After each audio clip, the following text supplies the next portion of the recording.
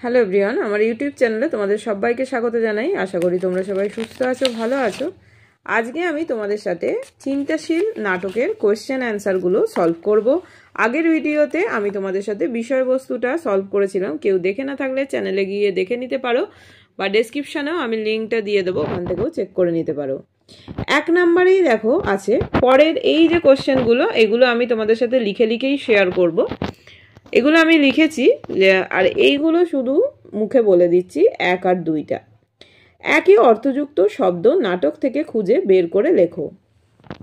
দেখো প্রথমেই আছে মক্ষিকা।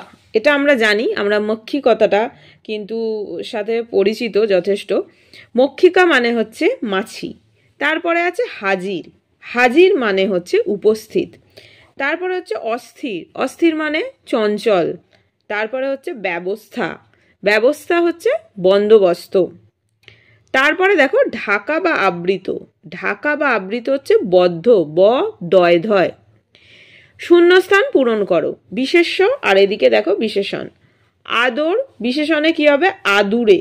পরেরটা বিশেষণে দেয়া আছে ভেত, বিশেষ্যতে হবে ভাত।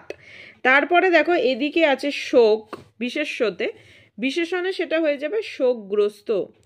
তারপরে দেখো বিশেষণে আছে প্রামাণ্য, বিশেষ্যতে হয়ে যাবে প্রমাণ। বিশেষ্যতে আছে নির্ভর, বিশেষণে গিয়ে সেটা হবে নির্ভরতা। তারপরে বিশেষণে আছে আমুদে, বিশেষ্যতে কি হবে? আমোদ, আমোদ আমুদে। এটা আশা করি বোঝা গেছে। এবার 3 নাম্বার, চলো নিচের প্রশ্নগুলির উত্তর দাও। কথাটা বড় সামান্য নয়, বক্তাকে কার কোন কথাটা সামান্য নয়। রবীন্দ্রনাথ ঠাকুর রচিত চিন্তাশীল নাটকের প্রথম দৃশ্য থেকে নেয়া যে উক্তিটি, এই উক্তির বক্তা হচ্ছে নরহরি। তারপরে দেখো কার কোন কথাটা সামান্য নয় সেটা বলা হয়েছে। নরহরির মা তাকে বাছা বলে সম্বোধন করেছে। এই শব্দটির ব্যবহার নিয়ে নরহরি গভীর চিন্তায় মগ্ন হয়ে পড়ে। নরহরি তার মাকে জানায় 2000 বছর আগে লোকে বাছা শব্দের বদলে বৎস বলতো। নরহরির মতে কিভাবে কালক্রমে শব্দের পরিবর্তন ঘটে চলেছে এই নিয়ে যত ভাববে চিন্তার শেষ হবে না। তাই মায়ের বলা বাছা শব্দটি নরহরির কাছে মোটেই সামান্য নয়। তারপরে দেখো 3-এর 2 দাগে আছে এইসব বাজে ভাবনা নিয়ে থাকা ভালো। কে কাকে এই কথা বলেছে? কোন ভাবনাকে বাজে বলা হয়েছে? তা কি সত্যি বাজে ভাবনা? তোমার কি মনে হয়? দেখো রবীন্দ্রনাথ ঠাকুর রচিত চিন্তাশীল নাটক থেকে নেয়া উক্তিটি নরহরির মা ছেলে নরহরির উদ্দেশ্যে কিন্তু এটা করেছে। তারপরে কোন ভাবনার কথা বলা হয়েছে? নরহরি সবসময় শব্দের ধাতু, আদিরূপ, আদি অর্থ, বর্তমান অর্থ প্রভৃতি নিয়ে চিন্তা করে। তার মা তাকে বাছা বলে সম্বোধন করলে সে বাছা শব্দের আদিরূপ বৎস নিয়ে চিন্তা করে। মা তাকে লক্ষ্মী বলে সম্বোধন করলে সে লক্ষ্মী শব্দের আদি অর্থ ও বর্তমান অর্থ নিয়ে চিন্তা করে। আশ্চর্য হয়। নরহরির এই সমস্ত যে ভাবনা, তার মা সেটাকেই বাজে ভাবনা বলেছে। এবার বাজে ভাবনা কিনা এই নিয়ে মতামত জানাতে বলা হয়েছে। দেখো নরহরি যে সমস্ত চিন্তা করেছে সেগুলো কিন্তু যুক্তিসঙ্গত। একটি জীবন্ত ভাষায় শব্দের সময়ের সাথে রূপ, অর্থের পরিবর্তন এটা স্বাভাবিক। এগুলো নিয়ে চিন্তা করা বাজে কিছু নয়। তবে খুঁটিনাটি প্রত্যেকটি বিষয় নিয়ে এভাবে ভাবতে থাকলে আমাদের স্বাভাবিক জীবন ব্যাহত হয়। তাই সবসময় এই সমস্ত বিষয় নিয়ে গভীরভাবে না চিন্তা করাই বাঞ্ছনীয়। নেক্সট দেখো 3-এর 3 দাগ। আমাদের কথা শুনলেই এর শোক উপস্থিত হয়। বক্তাকে তার কোন কথায় নরহরি শোকগ্রস্ত হয়ে পড়েছে? রবীন্দ্রনাথ ঠাকুর রচিত চিন্তাশীল নাটক থেকে নেয়া উক্তির বক্তা নরহরির মাসিমা। তারপরে দেখো কি বলছে যে তার কোন কথায় নরহরি শোকগ্রস্ত হয়ে পড়েছে। নরহরি চিন্তাশীল ছেলে। সে সব বিষয় নিয়ে কি করত? গভীর চিন্তায় মগ্ন হয়ে পড়ে। সে আমরা দেখেছি যে সমস্ত বিষয়ে সে গভীর চিন্তা করত।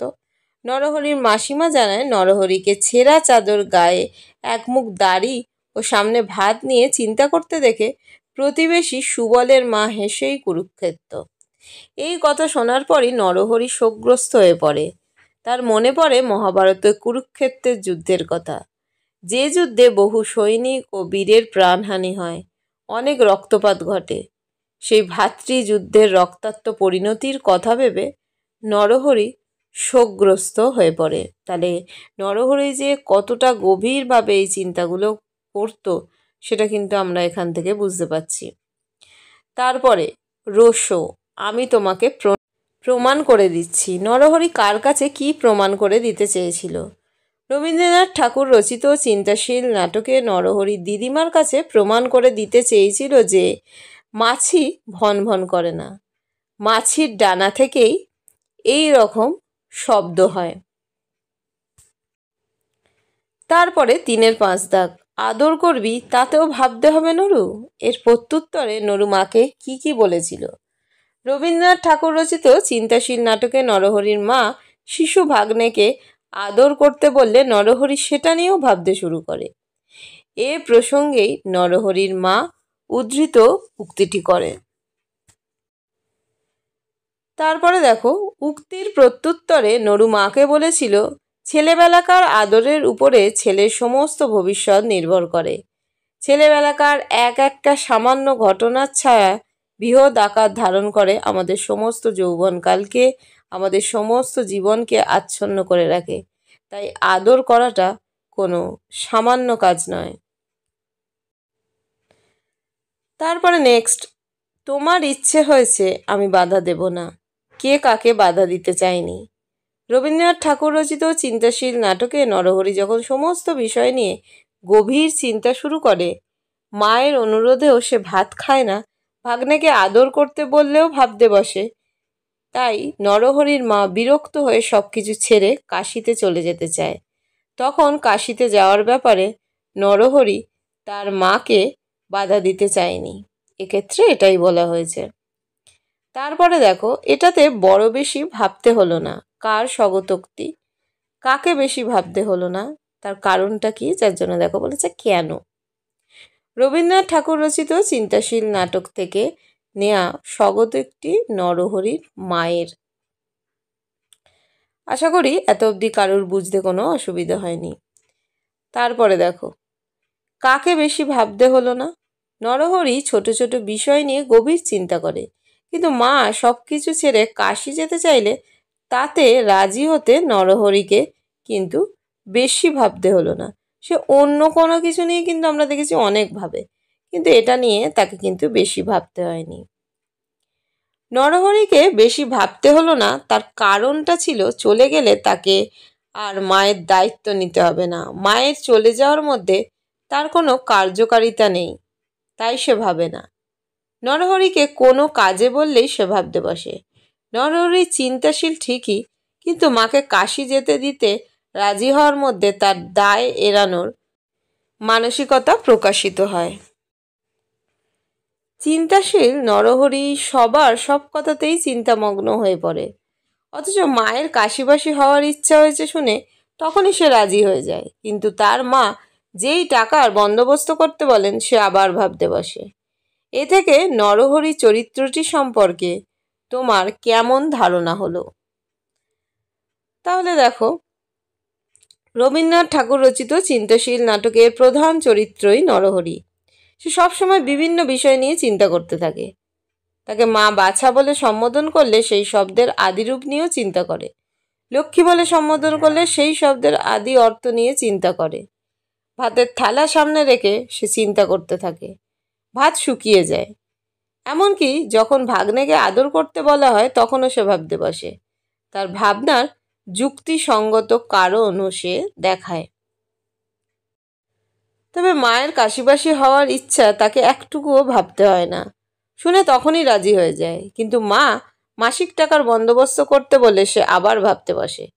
এর থেকে বোঝা যায় নরহরি চরিত্রটি দায় এড়ানো মানসিকতা সম্পন্ন এক চরিত্র। মায়ের কাশিবাসের প্রস্তাবে সে রাজি হয়, কারণ তাতে তার কোনো কার্যকারিতা নেই এবং মা চলে গেলে মায়ের কোনো দায়িত্ব তাকে নিতে হবে না। কিন্তু মা মাসে মাসে টাকা জোগাড়ের কথা বললে সে আবার ভাবতে বসে।